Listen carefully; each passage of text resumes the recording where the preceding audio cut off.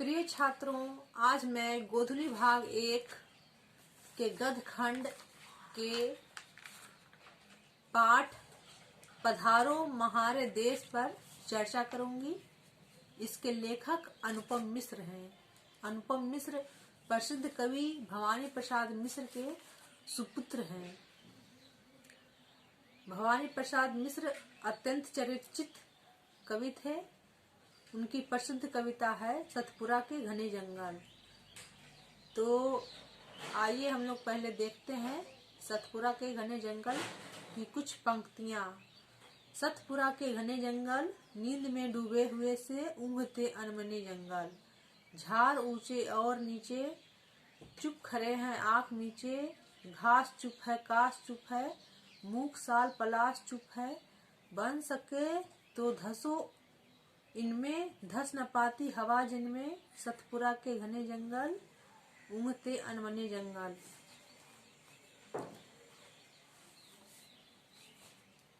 अनुपम मिश्र का जन्म सन 1948 ईस्वी में हुआ।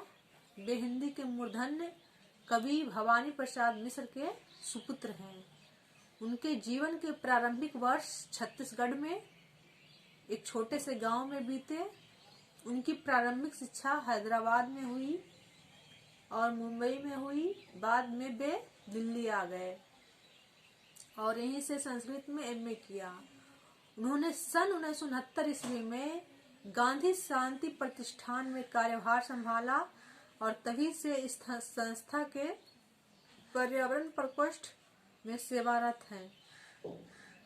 लंबे अरसे तक नगरीय जीवन बिताने पर भी गांव का मोह नहीं छूटा और इसलिए ग्रामीण संस्कृति की झलक उनके साहित्य में दिखाई पड़ती है। मिश्र जी गांधीवादी विचारक और एक सजग सामाजिक कार्यकर्ता हैं। पर्यावरणीय संबंधी समस्याओं पर उनकी पैनी दृष्टि रही। पानी की समस्या पर उन्होंने विशेष ध्यान दिया और उन्हीं समस्याओं से संबंधित कार्यक्षेत्र में वे जुटे रहते हैं। अनुपम मिश्र की रचनाओं में एक ओर भारत के गांव की मिट्टी की सौंधी गंध है तो दूसरी ओर जो ज्वलंत समस्याओं के प्रति विश्लेषणात्मक दृष्टिकोण है। इसलिए अकाल, वर्षा, पानी जैसी समस्याओं ने उनके लेखन में महत्वपूर्ण स्थान प्राप्त किया। उनकी भाषा सरल है, सहज है, बोलचाल की भाषा है। आंचलिक शब्द उनकी रचनाओं में खूब बोलते हैं। अब आंचलिक शब्द सुनते ही आपके मन में आया होगा फणीश्वर नाथ रेणु। फणीश्वर नाथ रेणु जनक माने जाते हैं आंचलिक कथा के। फणीश्वर नाथ रेणु आंचलिक कथाकार थे। तो आंचलिक शब्द भवानी प्रसाद मिश्र के सुपुत्र अनुपम मिश्र की रचनाओं में मिलते हैं। अनुपम मिश्र की प्रमुख रचनाएं हैं आज भी खरे हैं तालाब, राजस्थान की रजत बूंदे, हमारा पर्यावरण। पुस्तक के निर्माण में भी उनकी सक्रिय भूमिका रही। पानी मनुष्य की ईश्वर द्वारा प्रदत्त सबसे बड़ी नेमत है, लेकिन धेले भर के विकास के इस नए दौर ने पानी का अपव्यय बड़ी तेजी से किया है। इसका अर्थ है कि बहुत कम विकास हुआ है, लेकिन तब भी पानी का अपव्यय बहुत ज्यादा हुआ है। अब विकास की जो तुलना है उसके अनुपात में पानी का बर्बादी बहुत ज्यादा हुआ है। इस संकट के प्रति अगर हम सचेत नहीं होंगे तो आने वाला कल हाहाकारी होगा। इसमें किसी को संदेह नहीं करना चाहिए। अगर हम पानी के साथ अच्छा रिश्ता बना ले तो कभी भी पानी की कमी नहीं होगी, चाहे उपलब्ध पानी की मात्रा कम ही क्यों ना हो। राजस्थान की जल संस्कृति इसका सबसे अच्छा उदाहरण है। प्रस्तुत पाठ राजस्थान की रजत बूंदे से साभार संकलित है। इस पाठ में दिखाया गया है कि किस तरह राजस्थान के समाज ने प्रकृति से मिलने वाले कम पानी का कभी रोना नहीं रोया और इसे एक चुनौती के साथ स्वीकार किया और स्वीकार करके जल संग्रह की अनोखी परंपरा विकसित की। तो आइए हम लोग पाठ में प्रवेश करते हैं। पधारो महारे देश। लेखक कहते हैं कि कभी यहाँ समुद्र था, लहरों पर लहरें उठती रही थी। काल की लहरों ने उस अथाह समुद्र को ना जाने क्यों और कैसे सुखाया होगा।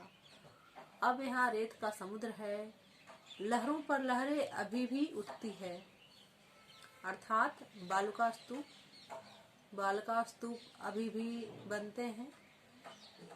बालू एक जगह से उठकर दूसरे जगह पर जो है बैठ जाता है, जिसे अंग्रेजी में कहते हैं सैंड ड्यून्स, बालुका स्तूप। तो अभी जहाँ मरुस्थल है, एक समय था कि वहां पर समुद्र था।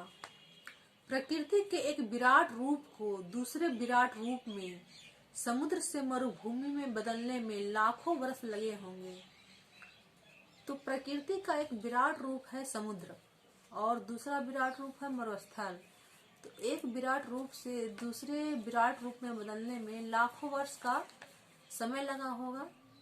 नए रूप को आकार लिए हुए आज हजारों वर्ष हो चुके हैं। भारत का जो मरुस्थल है उसको बने हुए हजारों वर्ष हो चुके हैं, लेकिन राजस्थान का समाज अपने पहले रूप को कभी भूला नहीं है। वह अपने मन की गहराई में आज भी उसे हाकरो नाम से याद रखे हुए है।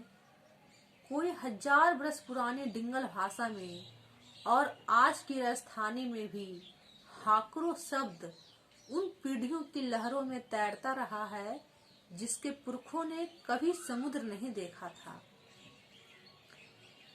आज के मारवाड़ के पश्चिम में लाखों वर्ष पहले रहे हाकरों के अलावा राजस्थान के मन में समुद्र के और भी कई नाम हैं। संस्कृत से विरासत में मिले सिंधु, सरितापति, सागर, वाराधिप तो हैं ही।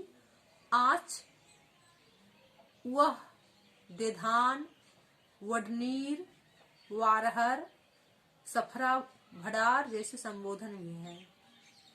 एक नाम हेल भी है और इसका अर्थ समुद्र के साथ साथ विशालता और उदारता भी है। यह राजस्थान के मन की उदारता ही है कि विशाल मरुभूमि में रहते हुए भी उसके कंठ में समुद्र के इतने नाम मिलते हैं। मतलब कह सकते हैं कि जहाँ पानी की इतनी कमी है वहां पर जो है पानी के इतने नाम हैं। इसकी दृष्टि भी बड़ी विचित्र रही होगी। सृष्टि की जिस घटना को घटे हुए ही लाखों वर्ष हो चुके, जिसे घटने में भी हजारों वर्ष लगे, उस सब का जमा घाटा करने कोई बैठे तो आंकड़ों के अनंत विस्तार के अंधेरे में खो जाने के सिवा और कुछ भी हाथ नहीं लगेगा। खगोल शास्त्री लाखों करोड़ों मील की दूरियों को प्रकाश वर्ष से नापते हैं, लेकिन राजस्थान के मन ने तो युगों के भारी भरकम गुना भाव को पलक झपक कर निपटा दिया। इस बड़ी घटना को वह पलक दरियाओं की तरह याद रखते हैं। पलक झपकते ही दरिया का सूख जाना भी इसमें शामिल है और भविष्य में इस सूखे स्थल का क्षण भर में फिर से दरिया बन जाना भी। पलक झपकते ही दरिया से विशाल मरुस्थल हो जाना। समय की अंतहीन धारा को छन छन में देखने और विराट विस्तार को अणु में परखने वाली इस पलक ने दृष्टि ने हाकरों को खो दिया, पर उसके जल को कनकन को बूंदों में देख लिया। इस समाज ने अपने को कुछ इस रीति से ढाल लिया कि अखंड समुद्र खंड खंड होकर ठाव ठाव यानी जगह जगह फैल गया। पाठ्य पुस्तकों से लेकर देश के योजना आयोग तक राजस्थान की, विशेषकर मरुभूमि की छवि एक सूखे, उजड़े और पिछड़े क्षेत्र की है। राजस्थान एक पिछड़ा क्षेत्र है, सूखा क्षेत्र है। थार रेगिस्तान का वर्णन तो कुछ ऐसे मिलेगा कि कलेजा सूख जाए। देश के सभी राज्यों में क्षेत्रफल और आबादी की दृष्टि से महत्वपूर्ण स्थान रखने वाला राजस्थान भूगोल की सब किताबों में वर्षा के मामले में सबसे अंतिम पर है। वर्षा को पुराने इंच में मापे या नए सेंटीमीटर में, वह यहाँ सबसे कम होती है। वर्षा सबसे कम होती है राजस्थान में। यहाँ पूरे बरस भर में वर्षा 60 सेंटीमीटर का औसत लिए हुए है। देश की औसत वर्षा 110 सेंटीमीटर मापी गई है। उस हिसाब से भी राजस्थान का औसत आधा ही बनता है। लेकिन औसत बताने वाले आंकड़े भी यहाँ का कोई ठीक चित्र नहीं दे सकते। राज्य में एक छोर से दूसरे छोर तक कभी भी एक सी वर्षा नहीं होती। राज्य का जो एक छोर है, राजस्थान का जो एक छोर है, राजस्थान का जो दूसरा छोर है, तो दोनों में एक जैसी वर्षा नहीं होती। कहीं पर यह 100 सेंटीमीटर से अधिक है तो कहीं 25 सेंटीमीटर से भी कम।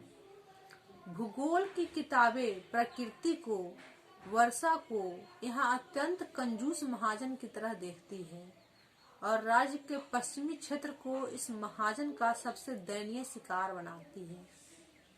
मतलब वर्षा को देखती है अत्यंत कंजूस महाजन, अत्यंत कंजूस महाजन के रूप में देखती है वर्षा को। और सबसे कम वर्षा होती है राज्य का पश्चिमी क्षेत्र। मतलब वर्षा रूपी जो महाजन है,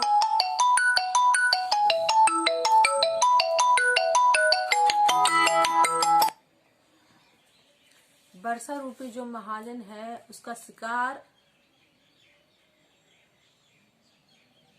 शिकार हुआ है राज्य का पश्चिमी क्षेत्र। इस क्षेत्र में जैसलमेर, बीकानेर, चूरू, जोधपुर और श्री गंगानगर आते हैं। लेकिन यहाँ कंजूसी में भी कंजूसी मिलेगी। वर्षा का वितरण बहुत असमान है। पूर्वी हिस्से से पश्चिमी हिस्से की तरफ आते आते वर्षा कम से कम होती जाती